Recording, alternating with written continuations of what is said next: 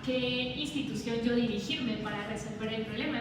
Entonces, bueno, eso fue como capítulo 1, igual el capítulo 2 es un poco del tema de inundaciones, y es que realmente en México pues tenemos un gran paradigma, ¿no? Y es de que pues transportamos agua de un lugar, o sea, lejísimos, y cuando llueve estamos inundados. No sé si han visto igual como estos videos o los memes, ¿no?, del metro, en donde la gente pues para cruzar al otro lado tiene que cruzar en una lanchita, ¿no? Entonces, pues creo que justamente en vez de reírnos, que pues sí está bien, ¿no?, y hacer memes, creo que podríamos también pues entender cuáles son las herramientas, ¿no?, que tenemos. Y una de estas herramientas, por ejemplo, que tiene, que el SACMEX ha dicho y ha visto en diferentes conferencias de prensa, ha sido pues el tema de, pues, de que hay puntos críticos, ¿no?, identificación de dónde están como los encharcamientos, ¿no?, las inundaciones. Entonces, pues justamente está muy bien que existan estas medidas, pero, por ejemplo, todos estos puntos críticos no están dentro del Atlas de Riesgo. No sé si aquí sabían que teníamos un Atlas de Riesgo, ¿no?, de la Ciudad de México, y ustedes pues dirán, ok, a lo mejor ahí vienen y nos indican dónde está lloviendo más, ¿no? Y justamente sí existe información, es como un semáforo, ¿no?, que nos muestra los lugares en donde llueve más, llueve menos. Sin embargo, también hay grandes retos en esta herramienta, porque, por ejemplo, no nos están mostrando pues un mapa de dónde son las mayores zonas de inundación, ¿no? Y eso creo que sería relevante para todos, ¿no?, los que ya vivimos en zonas pues de alto riesgo de inundación, o los que planean comprar una casa o rentar, o etcétera.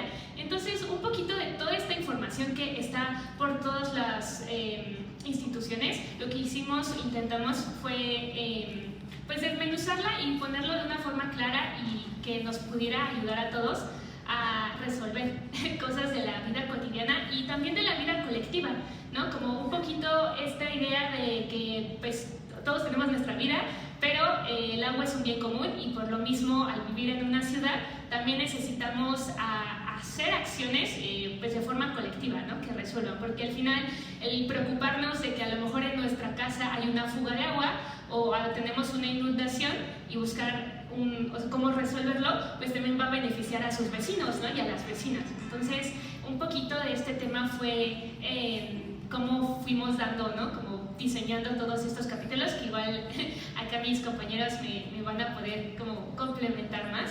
Pero pues sí, o sea, creo que también hay algunas más datos, ¿no?, interesantes del manual. Obviamente no quiero decirles todo para que se animen a leerlo y obviamente nos den sus opiniones, pero creo que es muy importante también solamente mencionar dos cositas. La primera es Repeda, no sé si ustedes lo conocen, pero justamente pues esta es, digamos, otra herramienta en donde se coloca toda la información de las concesiones. Entonces, concesiones de agua, ¿no?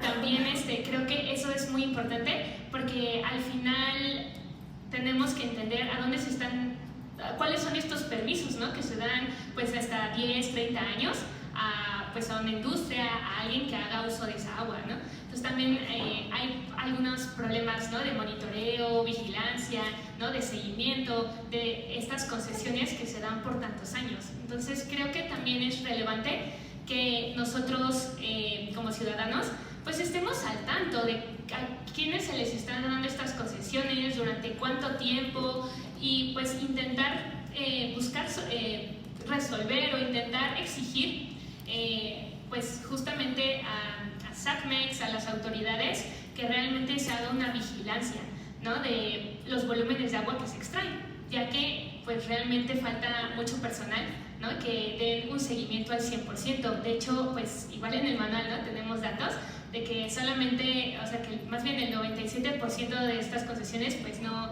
se verifican, ¿no?, de que realmente se esté extrayendo el volumen de agua que existe, ¿no? Entonces, pues ese era como el otro dato, y ya siento que estoy diciendo un montón, ¿verdad? Pero es que me encanta, ¿no?, poder compartir con el equipo pues toda esta información del agua y al final compartirla con ustedes, porque creo que este manual no sería pues tal cual, ¿no?, el manual, o sea, todo este esfuerzo no valdría la pena si es que ustedes no encuentran una forma en la que puede serles útil, ¿no?, para resolver los problemas locales que estamos enfrentando, ¿no? Como la disponibilidad del agua, como la sequía que ahora estamos.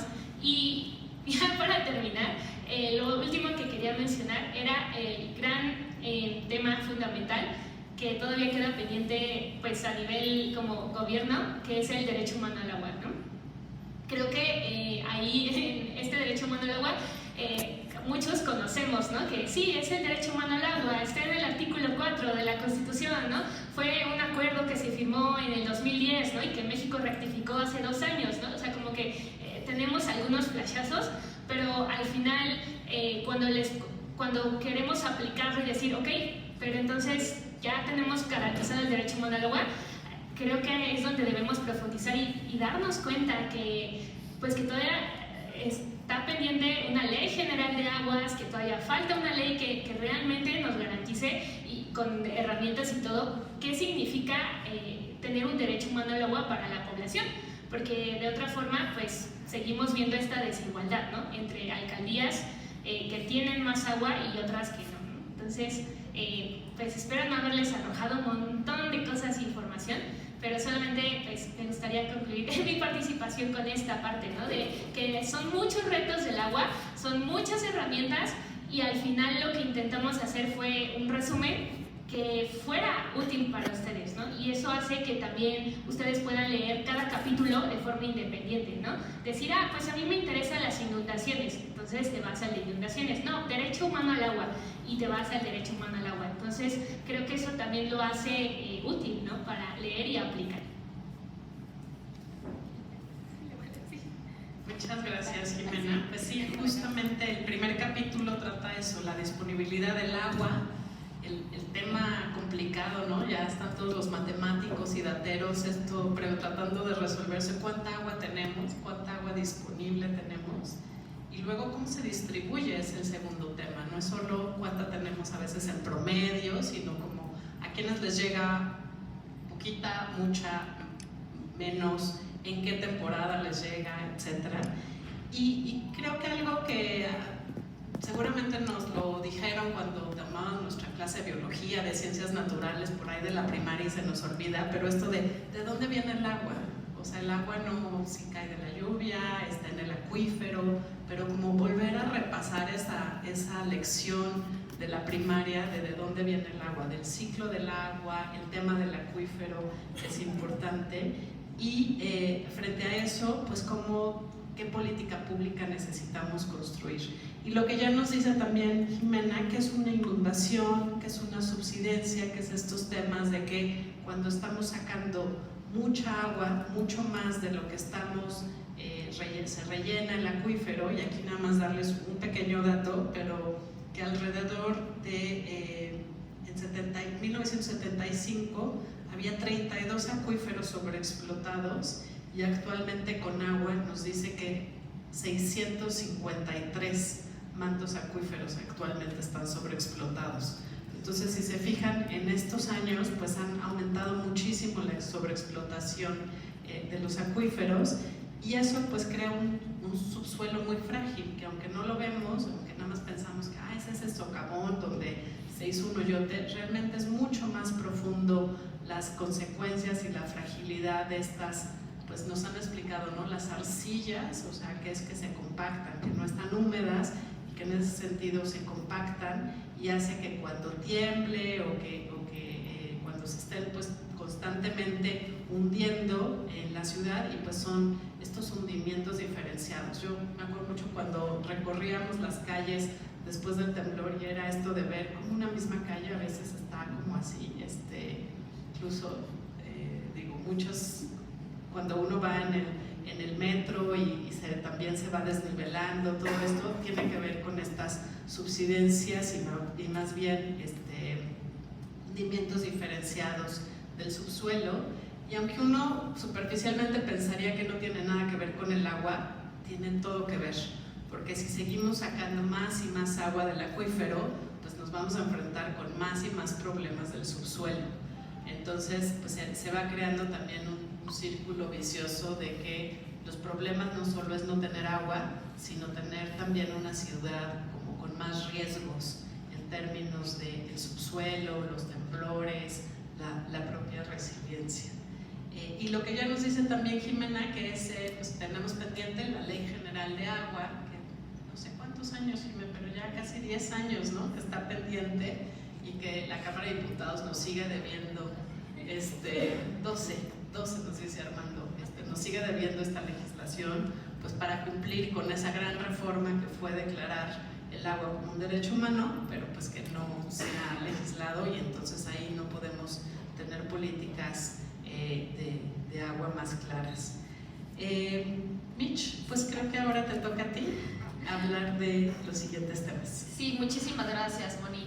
Quería hacer una recapitulación acerca de lo que hicimos el anterior año. Gracias al apoyo de la Embajada de Suiza, fue que pudimos hacer una serie de travesías. Muchas veces lo que hacemos, sobre todo en estos conversatorios, pues nos quedamos aquí, platicamos y es como muy poco interactivo a veces estas conversaciones, no se vuelven unos diálogos. Entonces lo que hicimos, y justo también para familiarizar a las personas de sus barrios, de sus comunidades, hacer estos recorridos y hacer un festival de la ciudadanía. Uno fue en Xochimilco, otro en Iztapalapa, otro en Coyoacán, en el cual platicamos de diferentes temas. Por ejemplo, en Xochimilco, sobre el tema de la resiliencia hídrica, estuvimos trabajando, bueno, en esta experiencia nos apoyaron 18 mujeres productoras de chinapas de Xochimilco, Tláhuac y Milpalta, que se organizaron en esta red de apoyo que se llama Ciguayolo, ¿verdad? Ciguayolo. Entonces ahí estuvimos haciendo diferentes trabajos con ellas, tanto estudiantes, también miembros de la sociedad, de las organizaciones de la sociedad civil, todos trabajando para escucharnos.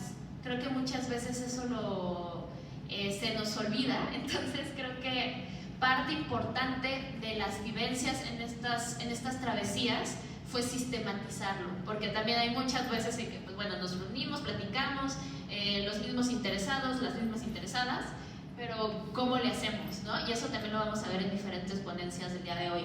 Y creo que eso es una de las grandes virtudes que tiene este manual, el que lo estamos sistematizando, y en este caso sistematizamos la primera travesía del 25 de marzo del 2023.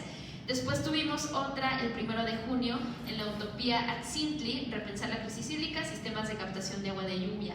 Ahí otra de las cosas que hemos visto es que las ecotecnologías, pues creemos que ponemos tubos y ya, ¿no? Y al final no nos damos cuenta que las propuestas de solución son diferenciadas. Para una comunidad puede ser muy bueno un sistema de captación, para otra tal vez no. Entonces lo que quisimos fue dialogar con la gente que tiene sistemas de captación de agua de lluvia, escucharles. También otros proveedores de sistemas de captación de agua de lluvia, porque por lo general, bueno, no sé si están familiarizados con el tema, pero Isla Urbana es muchas veces quienes son los encargados, o es una de las empresas principales, exacto, ¿no? Entonces también buscamos a otras empresas para que escuchemos otras opciones, otras formas también de una misma ecotecnología, ver otras perspectivas, ¿no? Entonces eso nos sentamos entre quienes están utilizando las ecotecnologías, otras empresas, como también estuvo la coordinadora del proyecto de Iztapalapa, sentamos a los tres actores y nosotros como sociedad civil para justo hacer esta interacción, este trabajo de qué podría mejorar y cómo podría mejorar. Entonces esa fue la segunda travesía, y ya después fue el Festival de Ciudadanía, en el cual tuvimos una serie de charlas también de discusión, ver qué onda con el tema del agua, qué onda con el tema de los datos del agua, que bueno, ahorita Mónica nos dijo un dato muy impresionante de los acuíferos, pero realmente sabemos que los datos en ocasiones de Conagua pues no son realmente precisos, o en algunos casos puede ser que no son precisos. Obviamente nos sirven como un parámetro, pero sí, definitivamente hay que verificarlo, y creo que en el festival, por ejemplo, con la participación de Manuel Llano, también pudimos ver cómo están dateando todas estas concesiones mineras o también cómo realmente cuál es la disponibilidad del agua, o cuál es la que en este caso ellos estaban proponiendo, o estas problemáticas que están denunciando. Y pues también hablamos de algún temazo, que eso fue también una de las cosas que tal vez no está en el manual, porque es el programa de ordenamiento territorial, pero que ahorita que ojalá que pueda explicarnos Armando, porque también véanlo realmente en el manual. En el manual están las explicaciones, tratamos de hacerlo lo más digerible posible, lo más eficiente posible, para que cualquier persona pudiera entenderlo. O sea, con qué se come la disponibilidad del agua, con qué se comen los sistemas de captación de agua de lluvia, qué son las soluciones basadas en la naturaleza. O sea, un montón como de, ¿cómo se llama? Términos que pueden ser que los escuchamos mucho en las noticias ahorita que está hablándose acerca del tema del agua, pero que tratamos de bajarlo un poco. Entonces, otra de las campañas que se hicieron y que fueron muy importantes en Ruta Cívica, y que me parece que ojalá nos puedan contar un poquito más acerca del programa de ordenamiento territorial. Y con eso los dejo picados porque es una muy buena historia. Ah, los quehaceres, que bueno, me pasas un poquito la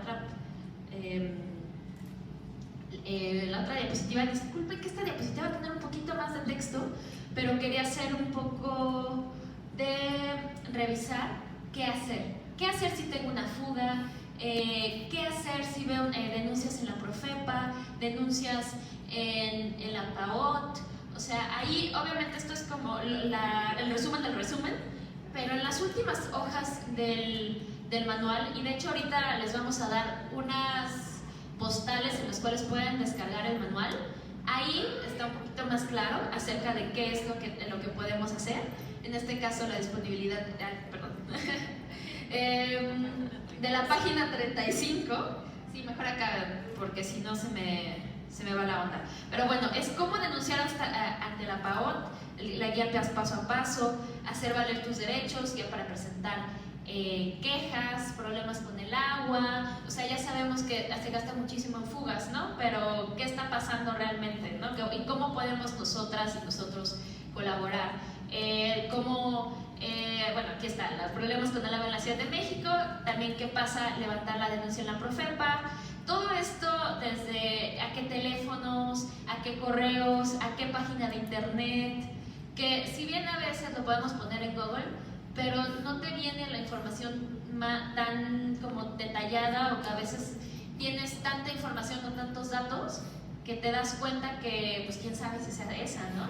O que el correo tal vez esté verificado o tal vez no. Entonces ahí viene una breve ABC acerca de qué vamos a hacer o qué necesitamos hacer para revisar cuáles son las problemáticas, y los recursos digitales. También más información, más bibliografía. Entonces creo que eso va a servir mucho para que les sirva, así como de, bueno, tengo aquí un problema ambiental, acá saco ¿cómo se llama? Mi acordeón, en este caso mi manualito. Bueno, muchas gracias. Muchas gracias, Michelle Morelos. Muchas gracias, coordinadora de comunicación de Ruta Cívica. Y pues eso, platicarles también el tema de los acuíferos, ¿no? Como ya decíamos, los acuíferos es de donde viene el agua. 70% de nuestra agua en Ciudad de México viene de los acuíferos, el 30% viene del sistema Cutzamala, pero los acuíferos pues son estos mantos profundos donde hay agua, y tenemos estos pozos que vemos en toda la ciudad, que es de donde sale, se extrae el agua del acuífero, ¿no? Y tenemos nuestro manualito, nuestra imagen que siempre nos ayuda a saber qué es un acuífero. Y el cómo se recargan, porque les estamos sacando agua y agua y agua, pero ¿cómo les metemos agua? Esa es como la gran pregunta, ¿no? Nos vamos a quedar sin agua el día que se acabe el agua, que ya está muy pronto y muchos pozos se agotan justamente, pero ¿cómo podríamos recargarlos de agua? Y ahí es donde es importante conocer este tema, que es la infiltración. La infiltración es esto, que en el ciclo del agua normal pues está el suelo recubierto por cubierta vegetal, le dicen los biólogos, a cualquier tierrita jardín, parque, incluso río, laguna, va a hacer que se filtre el agua lentamente. Cuando pavimentamos, cuando urbanizamos, cuando tenemos construcciones, no permitimos que esta agua se infiltre al acuífero y que en cambio lo que logramos es pues, que el agua corra. Y no sé si se acuerdan estas calles que se llaman Río San Joaquín, Río Churubusco, Río Magdalena, las hemos pavimentado, pero cuando a mí siempre me pasa que cuando empieza a llover muy fuerte y uno ve cómo se desplaza el agua y dices, no, pues sí, esto era un río, definitivamente era un río y debió de haber corrido como río, pero nosotros pues lo entubamos, le pusimos pavimento arriba y en lugar de que corra y se infiltre, pues terminan las coladeras y terminan muchas veces cuando llueve muy fuerte, incluso las coladeras hasta se sale el agua, ¿no? Yo me acuerdo de esas imágenes así de la gran lluvia, la gran inundación, el drenaje completamente desbordado, y justo esa es la imagen de decir, esta agua debió de haberse infiltrado al acuífero si hubiera tenido cubierta vegetal, ¿no? O sea, si esto hubiera seguido siendo río. Incluso en algunos procesos de regeneración de ríos, no sé si les ha tocado esto de el río Magdalena, el canal nacional, pues lo que tendríamos que hacer es que fluyera de nuevo ahí el río, pero lo que luego hacen es, le quitan toda la cobertura vegetal y le ponen cemento. Bueno, a mí me tocó verlo en Canal Nacional y yo decía, ¿cómo? Pero si están restaurando Canal Nacional, ¿por qué le ponen cemento? Eso no va a hacer que se infiltre. Entonces me dijeron, no, es para que corra el agua. Pues sí, pero una cosa es que corra, como vemos en las avenidas, estas llamadas ríos, y otra cosa es que se infiltre. Entonces, lo importante de estos procesos de infiltración también es mantener áreas, y sobre todo esto que se le llama el suelo de conservación, que es toda esa parte del sur y del poniente donde llueve más, donde debería de infiltrarse el agua y donde no deberíamos de urbanizar. Entonces aquí hay un mapa que hemos trabajado en el Consejo de Resiliencia de cuáles son los ríos de la Ciudad de México, pues que eventualmente deberíamos de estar descementando, yo le digo, no sé si se vale eso, pero quitándoles el cemento, quitándoles el pavimento y hacer que fluyan para que se infiltren. Miren la cantidad de ríos, o sea, yo hasta que vi esta imagen fue como, pues sí, claro, esto era un lago y entendemos de dónde venía el agua en los lagos y venían de las montañas y de todos estos ríos hacia el lago. Y por el otro lado, esta segunda gráfica que es donde se debería de infiltrar más. Todo esto tiene que ver con cómo planeamos y gestionamos lo que se llama el ordenamiento territorial, es decir, dónde podemos construir y dónde no debemos de construir. Entonces, cuando nos oyen hablar de este tema de, no, el suelo de conservación, el suelo de infiltración, en realidad estamos peleando porque tengamos agua en el futuro. Es una forma diferente y, como decía, no directa. El que tengamos bosque y el que tengamos ríos vivos eventualmente va a ayudar a que el manto acuífero se rellene, se recargue. No nos va a dar agua de abrirle de la llave, es para que eventualmente esa agua del acuífero se recargue y no se acabe. Y es la forma en que tenemos que entender que entonces es manto acuífero porque le sacamos el agua, necesitamos recargarlo. ¿Cómo se recarga? Por medio de la infiltración. ¿Dónde se infiltra? Pues en estos lugares que es suelo de conservación y ríos vivos. Espero que se entienda esa tenemos que hacer un día una bonita infografía, queda para el futuro manual segunda edición. Pero bueno, lo que tratamos de explicarles en el manual es esto. Y por eso incluimos, creo que en las guías, me gusta mucho como Mitch te dice, pues al principio pensamos de dónde hablas cuando hay una fuga. ¿Qué puedes hacer? No, pues hablar para cuando hay una fuga y reportarla. Y empezamos a decir, bueno, pero también hay que reportar urbanización ilegal, invasiones en suelo de conservación, los temas de los ríos, y fue cuando nos topamos, ¿dónde se reporta esto? Pues en la PAOT, ¿no? En la Procuraduría Ambiental y de Ordenamiento Territorial. Entonces también volvámonos como campeones del reportar y de denunciar. Y luego también pues el derecho humano al agua, ¿no? Entonces la Comisión de Derechos Humanos también recibe quejas por falta de agua, pues, en la violación del derecho humano, y entonces también decidimos que era importante tener una guía de todo esto. Y creo que lo último son algunos datos y algunos recursos digitales. La verdad, SACMEX nos gustaría que fuera un portal mucho más amigable, no lo es, pero ahí pusimos algunas páginas web como para los que somos luego muy nerds y muy geeks, de estarle picando sobre las concesiones, dónde están las concesiones de agua, cuál es el registro de estas concesiones, y pues eventualmente igual para la segunda o la tercera edición, cómo reportar violaciones en las concesiones. Yo sueño con eso, ¿no? O sea, con que tengamos no solo reportar fugas de agua, sino cómo reportamos y monitoreamos concesiones de agua, que ahí es donde está pues el volumen también más ilegal y más y cómo reportamos huachicoleo del agua, ¿no? Eventualmente tendremos que aprender a hacer, o habría que haber una ventanilla para hacer eso. Pues eso es un poquito, es muy delgadito, si lo ven, si lo quieren. Yo soy de antigua generación y entonces me gustan las cosas impresas, entonces yo lo imprimí, pero se los vamos a dar digital. Es muy delgadito, es como los conceptos básicos, y pues luego si quieren nos gustará preguntas y retroalimentación y qué podemos ir haciendo más para este tipo de manuales ciudadanos para incidir. Y pues ahora Armando nos va a dar un comentario, como ahora sí que quisimos decir muy tener la persona académica, profesor investigador de la UNAM, y trabaja también como asistencia técnica en el Banco Mundial para México. Entonces pues él sabe, bueno, su tesis de doctorado fue sobre agua, entonces que también nos dieras un comentario del manual, Armando. Bueno, primero felicitarlas a las tres por el esfuerzo. ¿Por dónde empezar?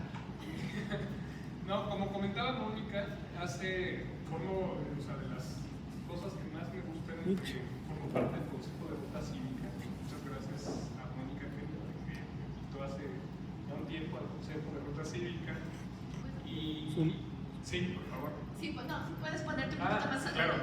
No, y en una de las sesiones, o sea, cuando se discutieron, incluso fueron discusiones públicas en el Consejo de Ruta Cívica, cuáles eran los temas centrales que debíamos de estar pensando a futuro, que en algún momento pensamos que podían ser críticos en el futuro de la ciudad. Y uno de los temas que dijimos tenemos que abordarlo y tiene que ser el tema hacia el futuro era el tema del agua. No nos imaginamos que el futuro nos iba a alcanzar muy, muy rápido. O sea, que íbamos a estar en pleno periodo electoral viviendo la peor crisis hídrica de la ciudad quizá desde 1960, desde finales de los 60, 1969, 1970, y que íbamos a tener los menores niveles de abastecimiento en más de 40 años en este momento, justo antes de las elecciones en la Ciudad de México, y que nos íbamos a estar enfrentando a la peor sequía en muchas décadas, que llevamos casi 4 años de sequía, y al menor nivel de captación y de los menores niveles de almacenamiento de todo el sistema Cutzamala. O sea, y cuando se empezó este manual, pues todavía no estallaba la crisis hídrica. O sea, yo recuerdo hace unos meses que vi el anuncio en los medios de comunicación de que anunciaba la Conagua un recorte adicional a un recorte que ya se había anunciado en noviembre a lo que nos abastece el sistema Cutzamala a la Ciudad de México. Dije, uy, esto se va a poner terrible, pero así lo puse en Twitter y el tweet se hizo viral. Entonces yo no me imaginé que de repente íbamos a estar en plena crisis hídrica en una cuestión de días. Ahora, hablando de eso, o sea, este manual se hizo antes de esta terrible crisis en la que estamos, pero el manual tiene más vigencia que nunca. Entonces, primero, yo creo que el gran mérito de este manual es el lenguaje, que es un lenguaje en el que nos lo están platicando y nos lo pueden estar platicando en una charla de sobremesa. Es un manual de la ciudadanía, para la ciudadanía, y que nos dice cómo deberíamos estar enfrentando esta crisis hídrica. Segundo, el manual en todo el tiempo nos habla desde una perspectiva de derechos, el derecho humano al agua y de cómo se debería estar gestionando el agua en la ciudad. Entonces nos habla de manera muy sencilla y muy didáctica de conceptos como la infraestructura verde, la infraestructura azul, lo que mencionabas de los registros públicos del derecho al agua, que le dijiste muy rápido, ¿verdad? Bueno, ese registro público de derecho al agua es en donde tenemos incluso mapeadas y están hasta, uno puede entrar en la computadora y ubicar geoespacialmente donde hay concesiones otorgadas por la Comisión Nacional del Agua a grandes consumidores de agua, ¿no? En algunos casos a proyectos inmobiliarios muy grandes, pero todavía industrias que existen en la Ciudad de México que tienen concesiones de agua y que tienen pozos de los que están explotando agua de manera muy acelerada del acuífero y que no sabemos cuánto están explotando realmente. ¿Por qué? Porque no hay una verdadera macromedición. Y luego nos dice entonces, bueno, ¿qué deberíamos estar haciendo los ciudadanos? Pero también, ¿qué le deberíamos estar exigiendo al gobierno? En cuestión de programas, ¿cómo deberíamos estar cambiando la visión del agua, el manejo del agua? ¿Cómo lo deberíamos estar, digamos, exigiendo desde la ciudadanía? Entonces, es un verdadero manual que se presta a ese llamado de atención en medio de esta crisis. ¿Cómo lo deberíamos estar gestionando? Entonces, nos dice, bueno, si hay fugas, que pues es lo más aparente, o sea, las fugas a final de cuentas es cuando ya el problema estalló, y estalló realmente, una tubería se rompió y que se generó un socavón y que vemos que están brotando ahí por las calles. Bueno, eso es lo más aparente, pero también nos dice cómo gestionarlas, a dónde hablar, cuando no hay agua, pues también qué hacer, pero lo que plantea el manual, más allá de eso, o sea, que si es un manual para la ciudadanía, es de fondo cómo deberíamos de estar cambiando nuestra visión para el manejo de los recursos hídricos. Y yo creo que el principal mérito, y eso lo voy a decir aquí, así abiertamente, que no lo entiende ninguna ni ninguno de nuestros candidatos en este momento, ni al gobierno de la ciudad, ni a la presidencia, ni al Congreso, es cómo el problema hídrico es un problema también de la visión de ciudad, o sea, de la ciudad que queremos, del ordenamiento territorial. Parecería que cuando estamos hablando de vivienda, de movilidad, de transporte, de contaminación, de transición energética y de toda otra serie de problemas políticos en la ciudad y de problemas reales o incluso de pobreza, son temas aparte y de repente hablan, el tema del agua. Entonces, en el tema del agua vamos nada más a incrementar cosecha, captación, etcétera. Entonces, más o menos es el mismo discurso entre todas y todos los candidatos. Pero ninguno le está entrando al tema de fondo. O sea, este es un tema de ecología política, de visión y de entendimiento del medio ambiente, entendimiento de nuestros recursos hídricos, de una nueva relación con la naturaleza, de cómo deberíamos estar entendiendo de manera diferente la relación de la ciudad, de lo construido con el medio ambiente, y que a final de cuentas eso es lo que es el ordenamiento territorial, o sea, cómo pensamos la ciudad hacia el futuro. Y eso es lo que sí rescata el manual, y que yo creo que es en general, y lo digo con franqueza, creo que el aporte más importante del manual, además de hacerlo digerible y entendible hacia la ciudadanía, esa vinculación con todo el otro proceso de construcción de la ciudad, de ordenamiento territorial, de dónde se ubica la población, dónde se ubica la industria, etc. Hace rato presentaron aquí dos mapas, por ejemplo, que nos dicen, no sé si los pueden volver a poner, página 34, creo 33, por ahí un poquito más abajo, 34, 35, 16, a ver, Sí, 16. 16, ahí está. Por ejemplo, cuando se habla de qué zonas deberíamos de estar permitiendo la infiltración, qué zonas deberían de ser las de recarga del acuífero, el agua no se recarga en toda la ciudad. O sea, hay zonas que no son aptas para la recarga del acuífero. Y sin embargo, a veces los planificadores urbanos, los desarrolladores urbanos dicen, pues tú deja aquí un área permeable, ¿no? Un área tal. Bueno, hay partes en la ciudad en las que no se va a infiltrar el agua por más que hagamos. Y hay zonas pues, como el Pedregal de San Ángel, la Sierra Sur de la Jusco, gran parte de nuestras áreas naturales protegidas, en las que son verdaderas esponjas para la infiltración del acuífero. Entonces, en estos mapas, por ejemplo, elaborados por el Consejo de Resiliencia de la Ciudad de México, que es quizá yo diría, de los dos consejos que más funcionan en la ciudad, si no es que de los únicos dos que funcionan en la ciudad, dentro de nuestro sistema de planeación y político de la ciudad, el Consejo de Resiliencia está atado pues, a la Secretaría de Gestión Integral de Riesgos y Protección Civil de la Ciudad de México, y es un consejo en el que participa Ruta Cívica, participa la Asociación Mexicana de Urbanistas, participan verdaderos expertos. Y por ejemplo, estos mapas se hicieron cuando el gobierno de la ciudad, a través de su Instituto de Planeación, estaba haciendo la propuesta del Programa General de Ordenamiento Territorial. Entonces le dijeron, se lo envió el Consejo de Resiliencia como un órgano del gobierno, o sea, un órgano del Estado, de la Ciudad de México, se lo envían al Instituto de Planeación y le dicen, oye, se te olvidó poner esto, ¿no? ¿Cómo vamos a atender las inundaciones y flujos hídricos críticos? ¿Y dónde están las zonas prioritarias de infiltración y de recarga del acuífero que deberían estar vinculadas a tu visión de ciudad? Por problemas que no tenemos aquí tiempo de explicar, pero sí lo dice el manual, la Constitución de la Ciudad de México establece que debe de haber un plan general de desarrollo de largo plazo, de 20 años, en el que vengan todas las políticas de la ciudad y metas de largo plazo. O sea, el plan general de desarrollo nos dice, se debe de reducir la pobreza en tal porcentaje para 2019, para 2028, para 2030 y tantos. Se debe de incrementar los programas de cosecha de agua de lluvia en tal número para 2025, para 2030, para 2035. Debemos de incrementar la calidad del agua y la cantidad de la que disponen los habitantes en la zona oriente para 2025, 30, 35, 40. O sea, eso es el plan de desarrollo. Establece esas metas, ¿no? De pobreza, económicas, sociales, hídricas. Y está atado a un programa general de ordenamiento territorial.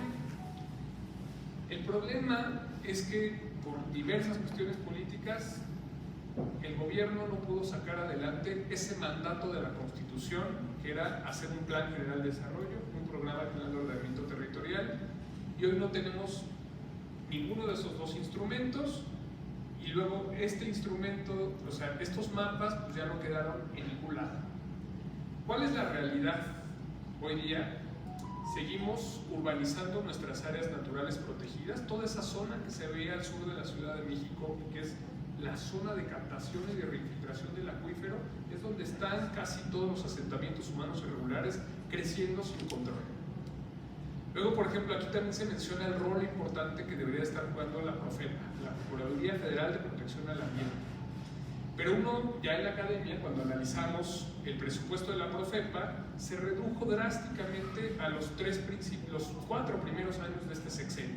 Entonces, el número de los vigilantes de la Profepa, los que hacen esa vigilancia, que deberían de estar revisando pues, todas las áreas naturales protegidas, que no se urbanice, que se sigan refiltrando los pozos, e incluso la vigilancia de esta macromedición de los pozos y de la explotación que se hace del acuífero, vemos que se fue reduciendo al principio de este sexenio ese número pues de trabajadores en la Profepa, ya después creció en estos últimos 2 años, pero todavía no llegamos a como estábamos en 2018, por ejemplo, ¿no? Entonces, ahí tenemos un problema importante. O sea, toda esa zona sur es en donde deberíamos estar recargando el acuífero y no lo hacemos. Luego, todos los diagnósticos oficiales nos dicen que estamos extrayendo de los pozos. La Ciudad de México se abastece principalmente de pozos. Una batería de pozos que están sobre todo en el sur de la ciudad, baterías en el poniente, y luego tenemos pozos que nos abastecen fuera de la Ciudad de México, una batería en el Chiconautla, hacia Ecatepec tenemos pozos, por ejemplo, en el oriente, y estamos también trayendo agua de esos pozos hacia la Ciudad de México. Y ahora recientemente, hace unas semanas, y lo anunciaron ya con un platillo hace 3 días, estamos terminando de secar la laguna de Zumpango y explotando nuevos pozos en Zumpango para traer agua a la Ciudad de México, para tratar de sustituir el agua que ya no nos llegó del Cutzamala, que no nos está llegando agua del Cutzamala por los años de sequía y problemas del sistema Cutzamala. Entonces, el 70% de esa agua que explotamos de pozos la explotamos de manera muy acelerada. Explotamos más del doble de lo que alcanzamos a reinfiltrar. Entonces, esa agua del acuífero de la Ciudad de México se nos está terminando. En la Ciudad de México todos tenemos la mala noción de que creemos que llueve mucho. ¿Por qué? Porque llueve de manera muy intensa en los meses de junio a septiembre, ¿no? Hay como un periodo de baja por ahí de agosto más o menos, pero llueve de manera muy intensa. Pero tenemos un periodo de estiaje muy largo, entonces en ese periodo de estiaje no hay agua que se esté reinfiltrando al acuífero, la recarga pues, no es la que debería de ser, entonces extraemos más del doble de lo que alcanzamos a reinfiltrar. Ese es el gran problema de la Ciudad de México. Entonces, ese acuífero, esa agua se acumula aquí durante miles de años, la que estamos tomando diario de pozos. Y esa agua nos la estamos acabando en un siglo. Esa agua se va a acabar, no sabemos cuándo, pero el consenso entre académicos especialistas es que el agua del acuífero de la Ciudad de México se va a acabar. Entonces, ¿qué se hizo? Pues en los 70s pues hicimos el sistema, se dijo, vamos a hacer el sistema Cutzamala para traer agua de presas, que eran presas para la producción de energía eléctrica, desde Michoacán, desde el Estado de México. La más famosa es Valle de Bravo, ¿no? Pero son un sistema de 7 presas que vienen desde Michoacán, el Estado de México, y la importamos, la bombeamos con un gran costo energético. El costo energético, solamente para que se den una idea, equivale a la electricidad que consume la ciudad de Puebla. Entonces, imagínense que tuviéramos que pagar la luz que consume el sistema Cutzamala, estaríamos pagando la luz de la Ciudad de México y la luz de Puebla, ¿no? O sea, no nos alcanza. O sea, es insustentable el sistema Cutzamala. Y luego la bombeamos y llega a unos sistemas de distribución y distribuye la ciudad.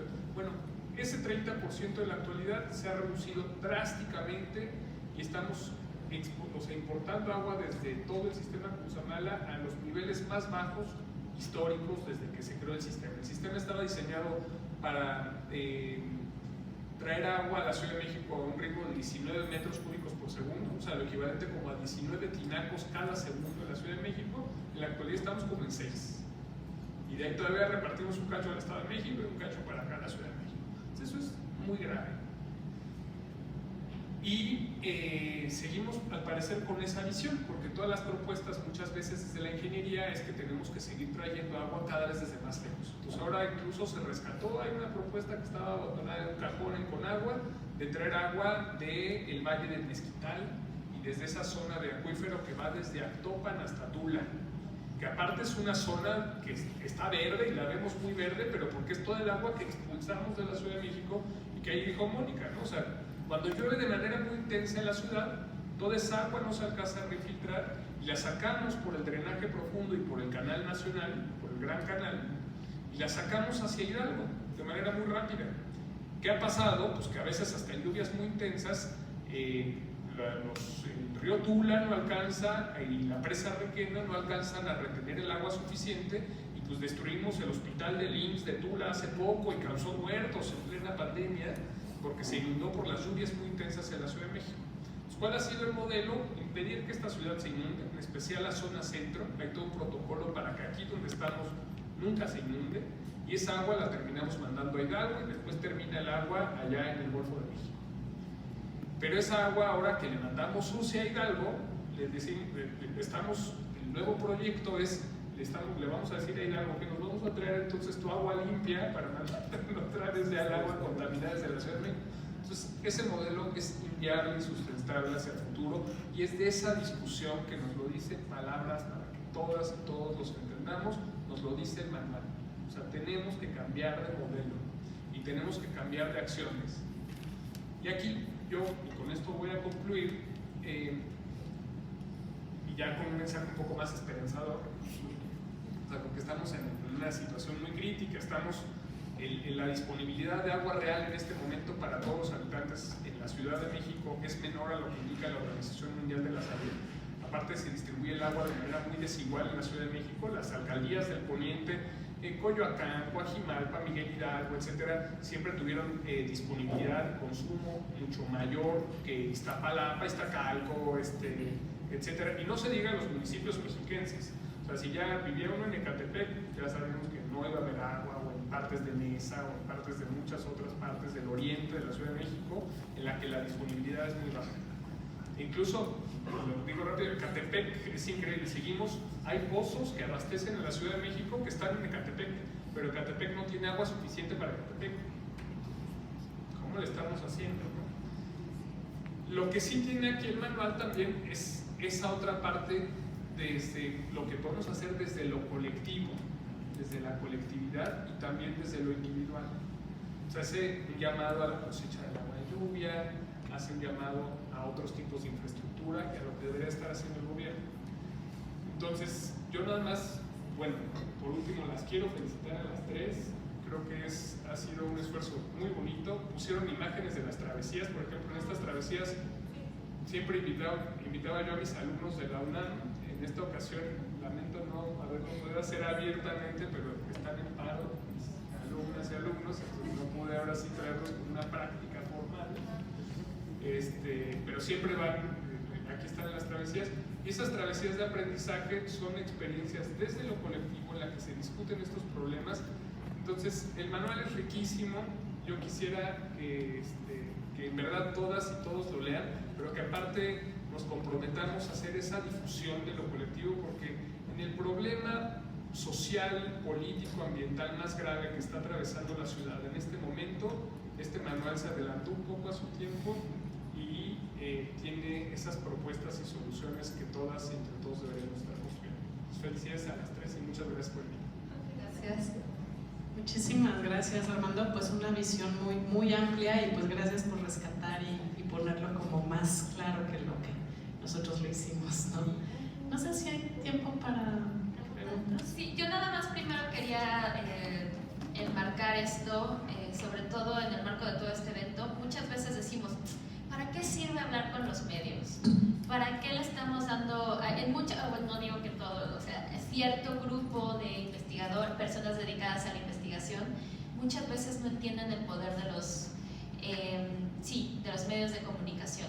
Y ahorita, parte que me encantaría rescatar fue que el año pasado tuvimos más de 25 entrevistas que se les hizo tanto a Mónica como a Armando, también como Nacheli, que también es parte del Consejo de Ruta Cívica y que también agradecemos porque su visión también ayudó a nutrir el manual. Se estaba proponiendo un nuevo programa de ordenamiento territorial y a partir de la presión, obviamente no solamente mediática, también de las organizaciones de base comunitaria, se pudo detener. Y yo creo que ese esfuerzo es fundamental destacarlo, porque creo que muchas veces, como que en el sentido del manual, sentimos que a veces puede ser abrumador la situación. Decir que no, es que Conagua está en una situación deplorable, o no hay inspectores, hay un montón de problemáticas, pero vemos que cuando hay una unión, cuando hay una colaboración entre redes, se puede hacer.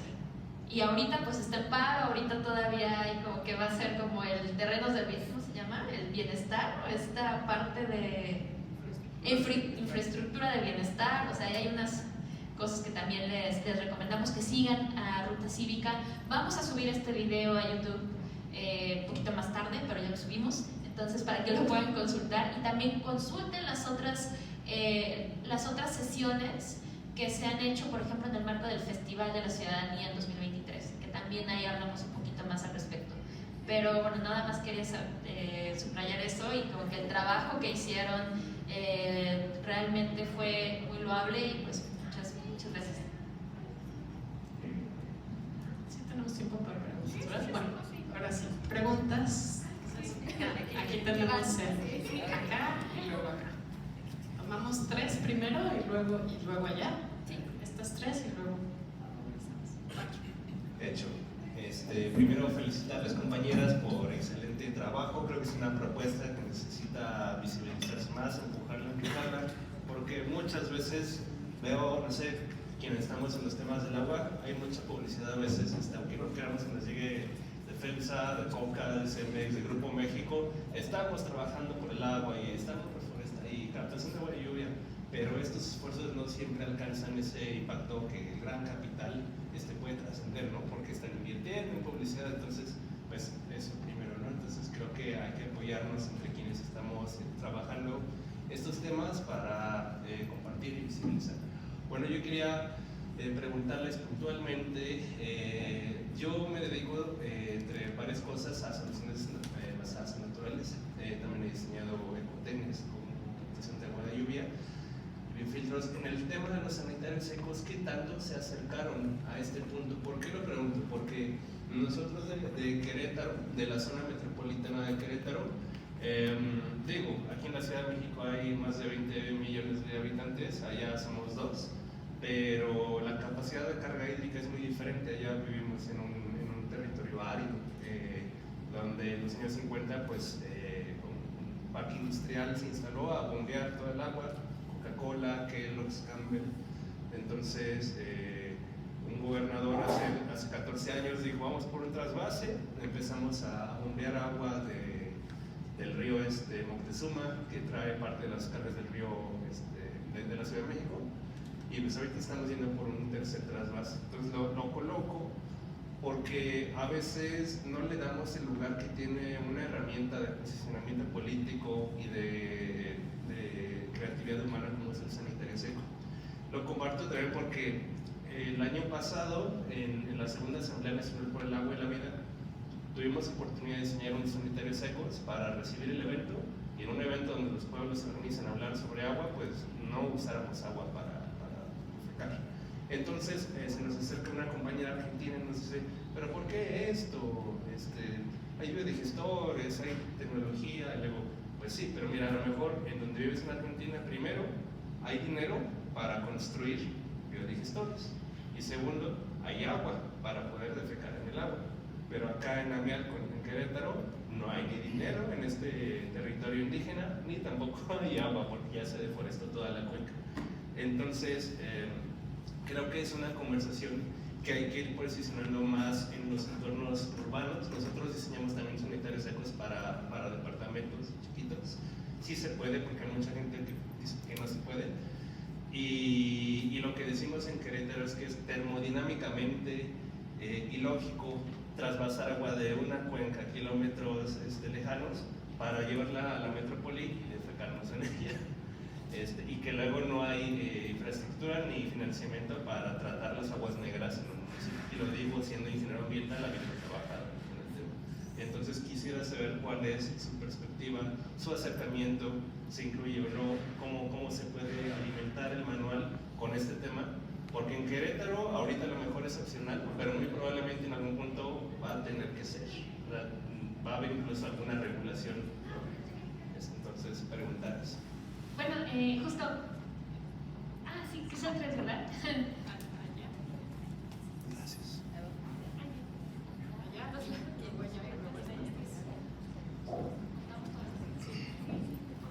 ¿Qué tal? Bueno, yo lo que quería decir es, bueno, una felicitación por el manual. La verdad es que yo ya estoy listo para leerlo con toda la atención. No solo leerlo, sino sumarme al proceso de difusión desde la Red Mexicana de Cuencas, con ese apoyo, para poder integrarlo al ecosistema digital de agua y cuencas que estamos impulsando.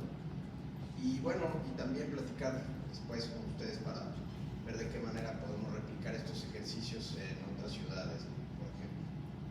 Entonces creo que me parece muy interesante, y también lo que comentó el doctor Armando sobre de manera en muy poco tiempo la complejidad que tiene la cuenca del Valle de México, ¿no? y toda la relación con las demás cuencas, y es verdaderamente complejo para poderlo llevar a la cotidianidad de las personas, ¿no? En su vida diaria. Creo que es un gran reto, y bueno, leeré con mucha atención el manual y lo difundiremos también.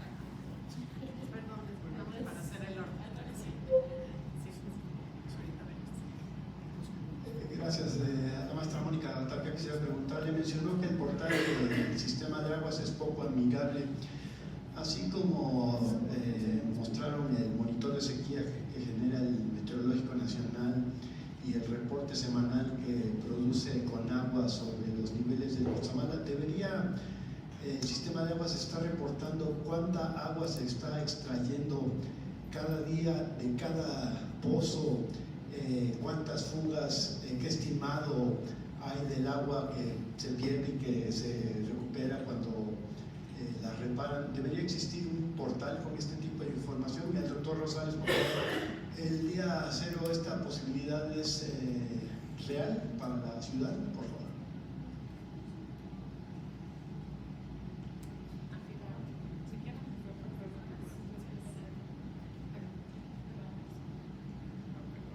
Buenas tardes.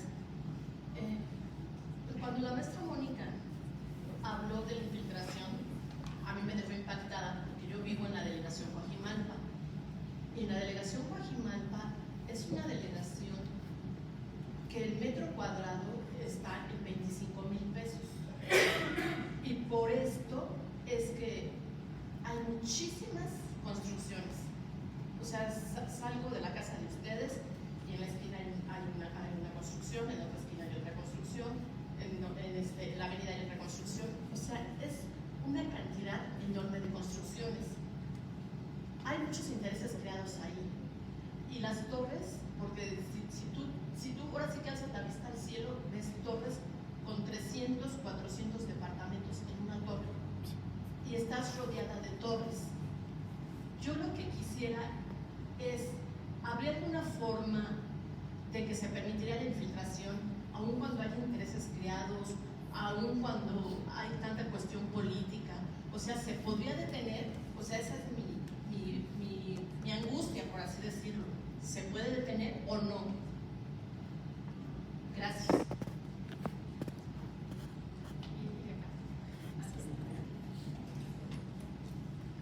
Hola, ya igual sumarme a las felicitaciones, lo vamos a leer con muchísimo interés, igual que otros materiales que ya conocemos de algunas colegas que están acá y que incluso hemos llevado a divulgar allá a Querétaro.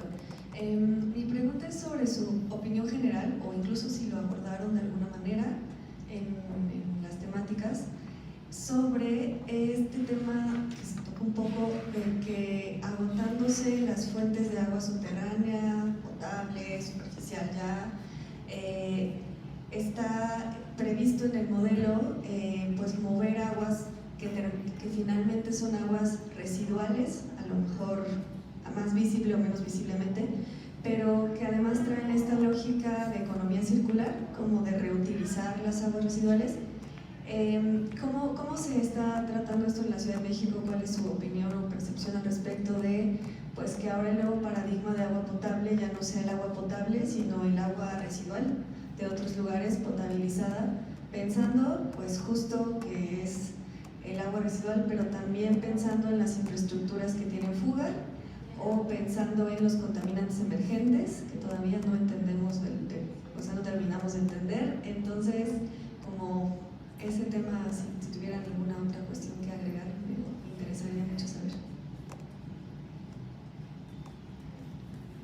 Súper, pues contestando como algunas de las preguntas, quería solamente como ampliar un poco más el antecedente que Mitch igual como comentó, ¿no? De que realmente presentar este manual viene de un proyecto con apoyo de la Embajada de Suiza, ¿no? En México. Este proyecto pues se llevó a cabo pues prácticamente todo un año, en donde pudimos, como Mitch comentó, ¿no? Hacer travesías y escuchar a población local, ¿no? Para entender cuáles eran sus problemáticas, cuáles eran sus propuestas también, ¿no? Para atender este tema de resiliencia hídrica, ¿no? De hecho así se llamó ese proyecto con la embajada, ¿no? Resiliencia hídrica en la Ciudad de México. Y en particular quiero resaltar como algunas de estas travesías, en especial creo que la que puede responder el tema de los baños secos y algunas propuestas fue la travesía que tuvimos en Xochimilco, ¿no? Porque justamente ahí estuvimos con pues la academia, ¿no? También de hecho ahí hubo participación, ¿no? de gobierno, ¿no? Tuvimos, o sea, y realmente creo que de forma muy destacable hubo representación de todos los sectores, y algo que salió fue justamente el tema de no hay agua, ¿no? Y sobre todo en las Chinampas no hay baño, ¿no? Entonces, pues eso fue como un tema que sí se salió, y que de hecho muchos de los pobladores decían, deberíamos poner baños secos, ¿no? Deberíamos poner instalación de captación de agua de lluvia, porque a ver, si en Xochimilco no hay agua, el agua que tenemos está sucia, no es de canal, ¿cómo vamos a obtener agua si lo que nos está llegando es de un Cerro de la Estrella, ¿no? Y es agua sucia? También nos mostraron como, bueno, otras alternativas de biofiltros que instalan, ¿no? Como para intentar limpiar esa agua para sus cultivos. Entonces creo que eso fue como muy interesante, porque aparte algo que hizo las travesías que organizamos o sea, de todas las travesías, fue juntar a vecinos que decían, es que yo sí tengo un baño seco, ¿no? Y entonces los otros vecinos, hey, ¿cómo lograste un baño seco, no? Igual, por ejemplo, en Iztapalapa, fue como de, oye, yo tengo un sistema de captación de agua de lluvia y no pagué nada por él, ¿no? Entonces fue como, ¿qué? ¿Cómo obtuviste un sistema de captación de agua de lluvia y no te costó dinero, ¿no? Entonces creo que eso fue muy interesante, porque ahí se pudo, o sea, entre mismos vecinos, hasta de la misma cuadra que no se conocían, pues tener estas soluciones, ¿no? Y estos tips de decir, pues mira, fíjate, entra aquí a la página, entra acá, lo otro, ¿no? Entonces, creo que a lo mejor, digamos, y en el manual lo que intentamos hacer fue pues, rescatar un poco de estas experiencias, ¿no? De las personas que habían pasado por estas travesías, y de hecho, en la parte casi final del manual también hay alguna, pues historias, ¿no? De las personas que colaboraron con nosotros, de cómo vivieron esas travesías, ¿no? De cómo vivieron el conocer a sus vecinos, el cómo fue hablar, ¿no? De temas de biodiversidad, ¿no? Porque al final creo que algo que hace falta, o sea, faltan muchas cosas, pero en temas de tejido social, creo que es conocer también los esfuerzos pues ciudadanos, ¿no? Y conocernos como vecinos. Entonces siento que, por ejemplo, ahorita que los comentaron de los baños secos, ¿no? O sea, creo que eso es lo que hace falta, y tal vez una versión 2, ¿no? Del manual, hablar de lo que estamos haciendo como sociedad, ¿no? Como para darle luz, ¿no? Y fue un poco lo que hicimos en las travesías, ¿no? También, por ejemplo, todos conocemos, ¿no? Exurbana, pero en estos espacios le dimos voz a otras personas que están haciendo estos servicios, ¿no? A otros, igual ciudadanos que a lo mejor no tienen un reconocimiento como tal, pero están también implementando de forma o escala muy local, ¿no? Entonces, siento que a veces hay que darnos cuenta como de estos esfuerzos locales, porque si bien parecen desaparecer, ¿no? En una megaciudad, a veces estos esfuerzos locales realmente están como intentando hacer, ¿no? Como su granito de arena en un mundo que pues es tan inmenso que no se les está reconociendo, ¿no? Entonces eso fue como un poquito lo que intentamos hacer, y contestando un poco también el tema de pues de que cómo lograr, ¿no? Todos estos términos como que sí son un poco complicados, o sea, no lo digo como para, o sea, complicados para todos, ¿no? Hasta para las mismas instituciones luego es complicado, ¿no? O sea, como estar mencionando todos los términos, y creo que un término que fue complicado al inicio fue el término resiliencia hídrica, ¿no? O sea, fue el inicio, o sea, nuestro proyecto con la embajada así se llamaba, y cuando llegamos a Xochimilco nos dijeron, ¿qué es resiliencia, no? Y entonces ahí fue como el claro, o sea, ¿por qué estamos peleándonos por un tema, ¿no? O sea, resiliencia que todos vivimos, ¿no? O sea, que todos buscamos, pero al final o sea, en las calles, ¿no? Donde nosotros somos, ¿no? En los pueblos, en los barrios, pues nadie está hablando de resiliencia como tal, o sea, el término rimbombante, ¿no? Entonces, eso fue como, o sea, ya lo esperábamos, pero fue como, claro, aquí con la población es donde tenemos que darle significado, ¿no? Y entender cuál es la forma de entenderlo, ¿no? O sea, como la concepción, ¿no? Desde el origen, o sea, desde cómo vamos, o sea, cuál es el problema que nos aqueja, ¿no? Y cómo esta palabra nos puede ayudar a resolverla. Entonces creo que eso fue lo que cambió mucho, o sea, creo que después de esa primera travesía fue como, ¡ay, claro! O sea, necesitamos un manual, ¿no? O sea, necesitamos, o sea, en otros países hay leyes que no usan términos técnicos, al contrario, o sea, hay leyes que, que parecen libros de texto súper sencillos que cualquier persona puede entender, ¿no? Porque no, en México intentamos, ¿sabes? Como quitarnos estos términos súper complejos que no nos permiten acercarnos a la ciudadanía y no permiten que la ciudadanía opine y se informe por lo complejo que es, ¿no? Entonces, un poquito fue como, pues, quitarle la formalidad en papel, ¿no? De todos estos tecnicismos, sin que se quitara la seriedad, ¿no? De abordar estos temas hídricos con la población. Entonces, creo que algo que nos ayudaría más es seguir haciendo estas travesías, porque al final creo que algo que quedó un poquito, por todo el proyecto, ¿no? Que fue todo un año y que teníamos que seguir y las fechas, pero creo que algo que faltó fue a lo mejor crear una red, ¿no? de vecinal, ¿no? De ciudadana, ¿no? O sea, como mapear o hacer a lo mejor un directorio, ¿no? De todas estas personas que existen y que están dando servicios y soluciones o cuentan con experiencias y solamente las personas que vivieron las travesías con nosotros pudieron ganar ese conocimiento, ¿no? Entonces creo que a lo mejor ahí faltaría un poquito más como, pues eso, o sea, meterlo en papel sin poner tanto técnico, ¿no? Sí, yo también brevemente con respecto a cómo facilitar los mensajes, creo que es importante primero entender, literal, entender nosotros lo que queremos expresar, lo que queremos dar a conocer y a partir de eso ya podemos explicar. También pensar que la gente no es tonta, la gente te va a entender, inclusive cuando los términos pueden llegar a ser complejos, solamente hay que saberlos, hay que saberlos comunicar. Por ejemplo, ahorita Armando estaba diciendo, son 19 metros cúbicos por segundo y pone estas analogías. Bueno, es como si tuviéramos 19 tinacos. Ese tipo de cosas facilitan mucho más, porque a mí no, ese 19, no estoy segura que justo, no, ni siquiera me acuerdo cuál era el término, pero sí me acuerdo que eran 19 tinacos. Entonces, yo creo que hacer esas analogías sirve mucho para que la gente entienda, analogías que sean empáticas con nuestra cotidianeidad. Creo que eso es fundamental.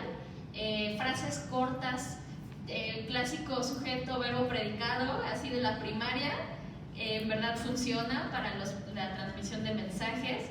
Y creo que acompañar con las estrategias digitales, mucha de lo que vimos y de la propuesta que tuvimos con la Embajada Suiza era que también se hacían videos cortos o que también estuviéramos hablando con diferentes miembros de la sociedad civil, de diferentes edades, porque también, por ejemplo, doña Macrina tal vez puede tener una forma de explicar las cosas. Ella es una chinampera de 72 años, una tipaza, y versus las personas de Chinampa, ¿no? O quién más estaba, hay el de Luis Zambrano, hasta los chinamperos, que tienen 19 años, que son mucho más jóvenes, entonces también como que tratar de buscar esos mensajes diferenciados y que esos mensajes pues sean construidos por las personas, ¿no? Por el interesado, y para que sea como un diálogo, ¿no? entre